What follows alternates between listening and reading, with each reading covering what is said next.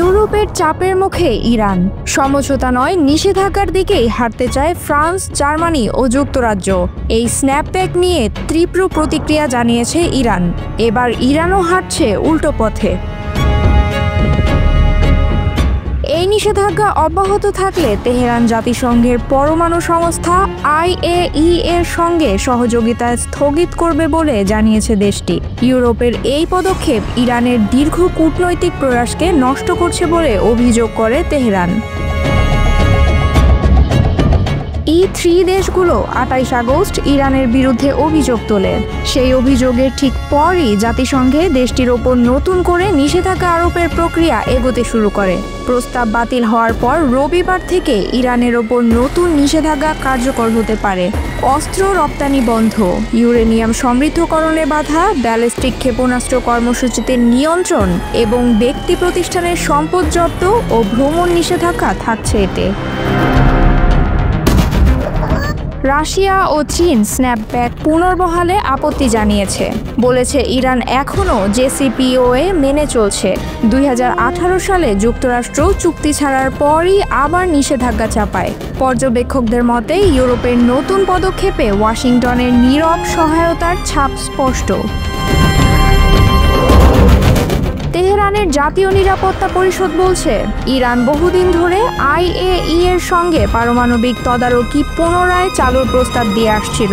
কায়রোতে প্রাথমিক Iran IAEA বৈঠকেও এই বিষয়ে প্রাথমিক চুক্তি হয়, কিন্তু ইউরোপীয় দেশগুলোর সর্বশেষ সিদ্ধান্তে সেই প্রক্রিয়া কার্যত থমকে গেছে।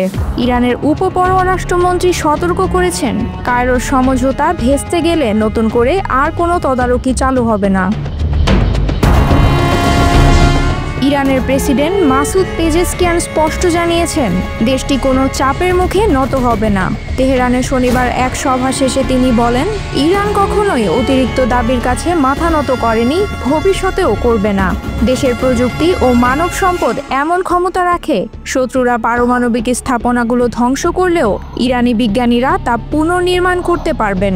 তিনি আরও বলেন, আমাদের অগ্রগতি ঠেকানো অসম্ভব।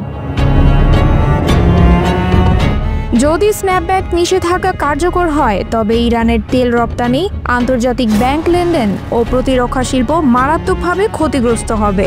ইতোমধ্যেই দেশের অর্থনীতি যুক্তরাষ্ট্রের একতরফা অবরোধে নাজুক অবস্থায়।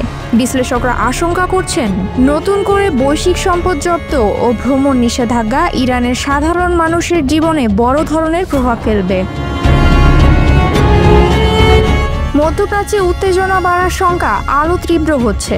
বিশেষ করে ইরানের পারমাণবিক স্থাপনায় অতীতে যুক্তরাষ্ট্র ও ইসরায়েলের হামলার ঘটনা আন্তর্জাতিক অঙ্গনে নতুন করে আলোচনায় এসেছে। তেহরানের ঘনিষ্ঠ সূত্রগুলো বলছে, যদি পশ্চিমা নিষেধাজ্ঞা কার্যকর হয় ইরান পারমাণবিক কর্মসূচির গতি আরও বাড়াতে পারে। তবে তেহরান জানাচ্ছে, ইরানের পররাষ্ট্রনীতি এখনও শান্তি প্রতিষ্ঠার লক্ষ্যেই কাজ করবে। তারা IAEA এর সঙ্গে পরিস্থিতি অনুযায়ী পরবর্তী আলোচনার কথা বলেছে।